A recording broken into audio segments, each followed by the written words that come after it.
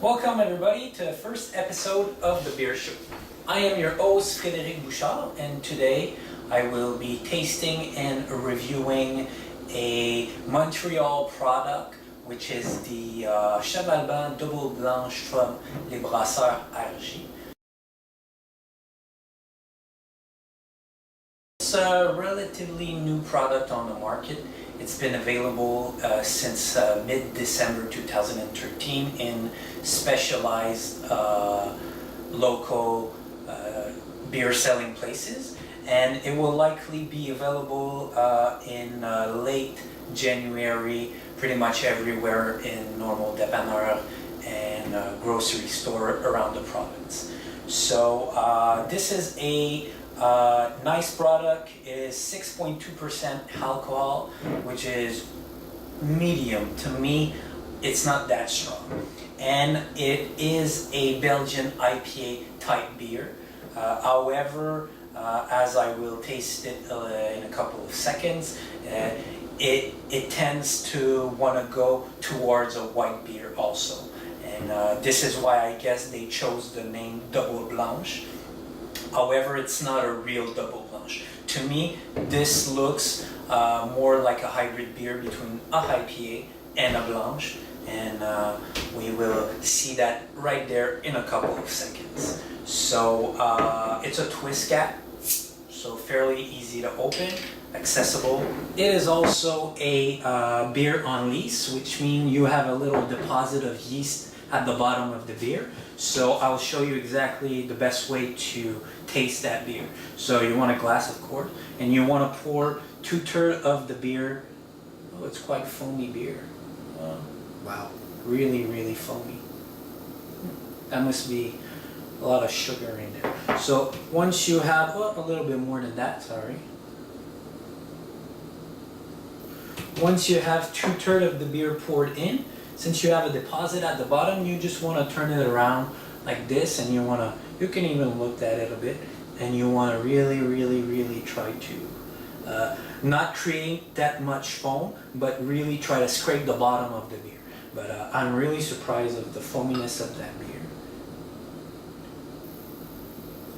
And since it is a mix between an IPA and a white beer, you will get a beer that is really, really cloudy. Let's see if I did a good job.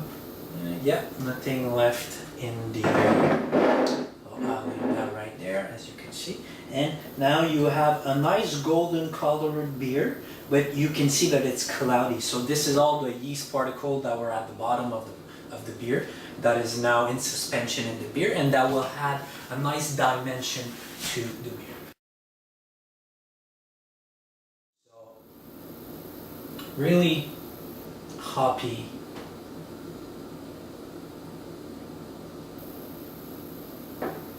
Smell to it, and also taste to it.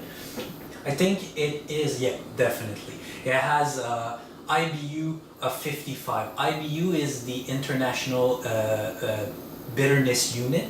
So this is what you internationally is used to say how much bitterness is in a beer, and 55 is quite a lot. So yeah, quite bitter, hoppy. You can really taste it. Has a lot of body to it.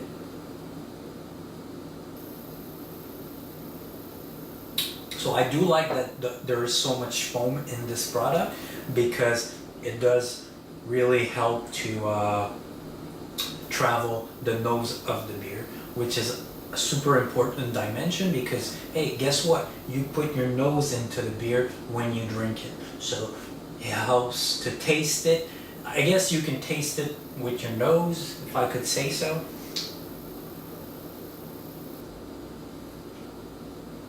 Yeah, there's also citrus degree in the beer, so I guess that would come from the white beer type.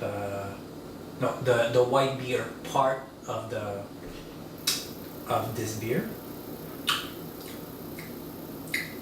It has an aftertaste of I could almost say metal. but I guess it's the hop, the aftertaste of the hop that that I'm tasting in my mouth. Like I'm really trying to show you guys like the color of the product, really nice color. So this beer wasn't that expensive. I bought it at Dépanneur Peluso on Rachel Street.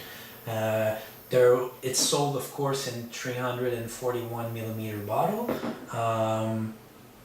The 6-packs was $8.99, but it was also sold individually, which is what I usually buy.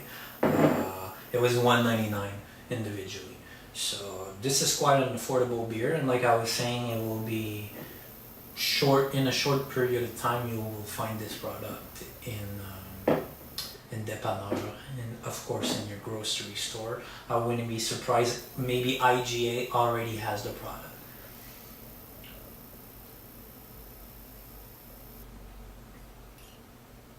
I also taste coriander in there, which is quite common to white beer.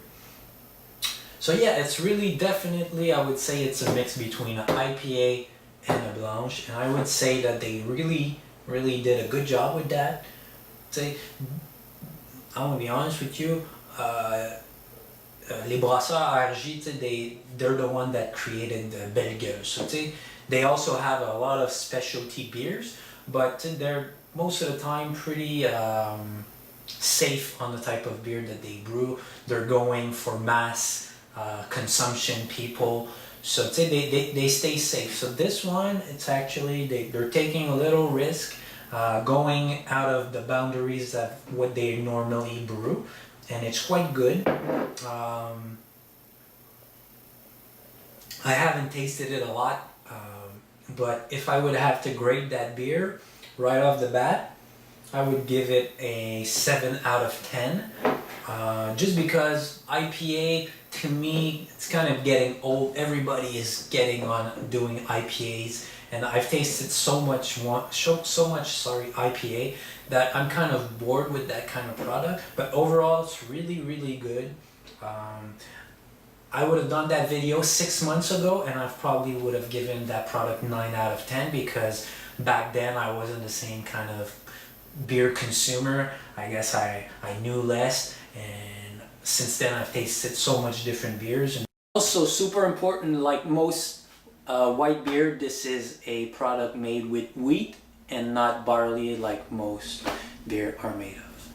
So yeah, definitely for the price of $1.99 for an individual, it's really quite a good product to buy. I would suggest it. So thank you for watching. Please subscribe to my channel, like and comment.